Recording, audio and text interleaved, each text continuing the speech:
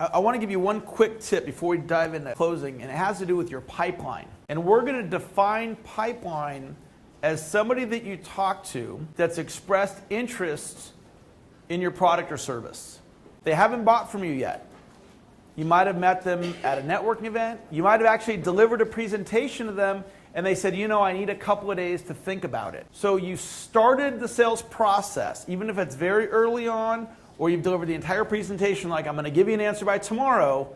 We're going to call that your pipeline. So I'm on the phone with a client of mine. Her name is Shelly, and she's in a network marketing business. She's making $2,000 at the time we started working together, and she recently had a month where she made over $6,600 in a month, which is a huge increase. And I was asking her, what are some of the things that made the difference? And she said one of them was the conversation we had about pipeline. So I'm on the phone with her, and I said, how much revenue do you have in your pipeline? And she said, what do you mean? And I said, well, you're tracking everybody that you've been talking to, right? Like you've got a list of them somewhere, you've got them in an Excel spreadsheet, or maybe they're written on a whiteboard, but you're keeping track of everybody that you have in process, right? And what do you think she said? No. Now, I want you to think about yourself right now. All the people that you've been talking to about your business, you have that organized where you're keeping track of it. Let me ask it like this. How many of you recognize that there's some room for improvement for you to keep better track of the people that you've been talking to where they're interested but they haven't closed yet? How many recognize there's some room for improvement? Okay? So if you recognize there's some room for improvement, listen to what I'm about to tell you, because this is a money conversation. This is going to help you close a lot more business, because in a lot of cases, we've just got to stay on top of that pipeline. We've got to follow up with that person. And by staying on top of it, they're going to ultimately end up purchasing from you. This is a train the trainer idea. So you should be talking pipeline with your team and having a system for pipeline for yourself. The system could be index cards in a recipe box. It could be a whiteboard where you keep track of it. It could be an Excel spreadsheet.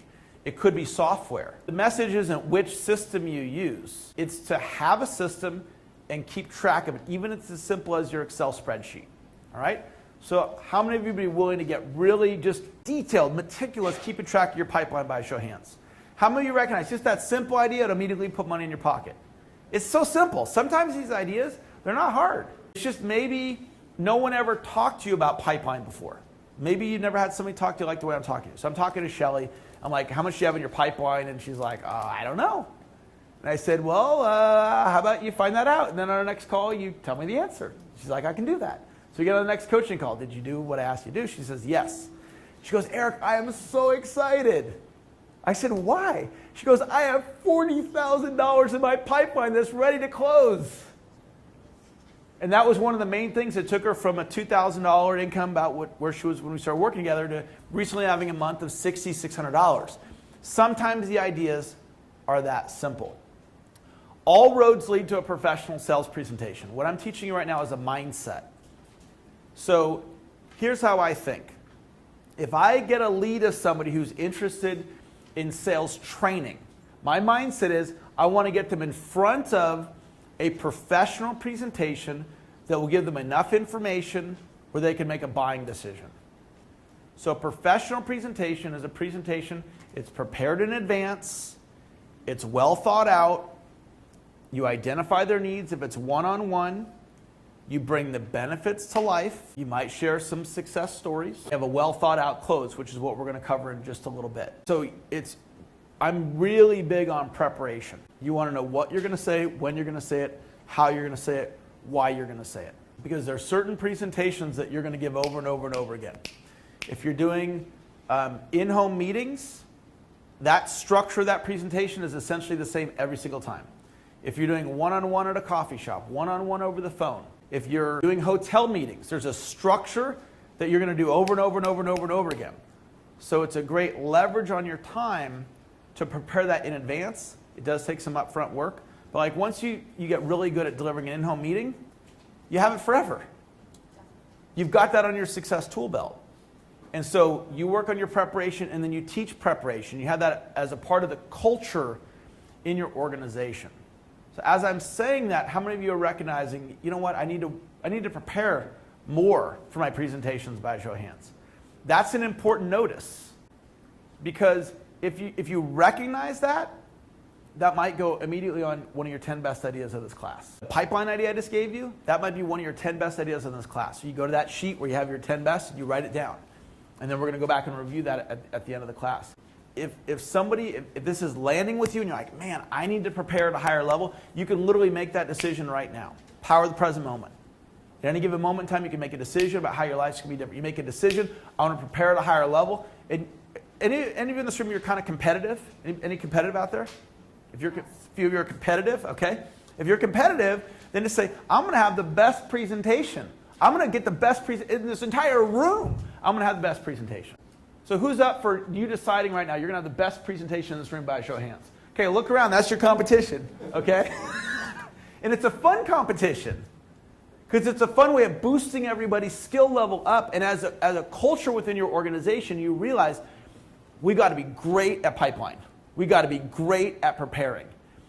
And some of these concepts may be new concepts. You know, in any company, there's a bubble of ideas. And so some of these Eric Lofholm isms, if you will, my concepts may be new concepts for you to think about, but they can take you to a whole new level of success in your business. All roads lead to a professional sales presentation.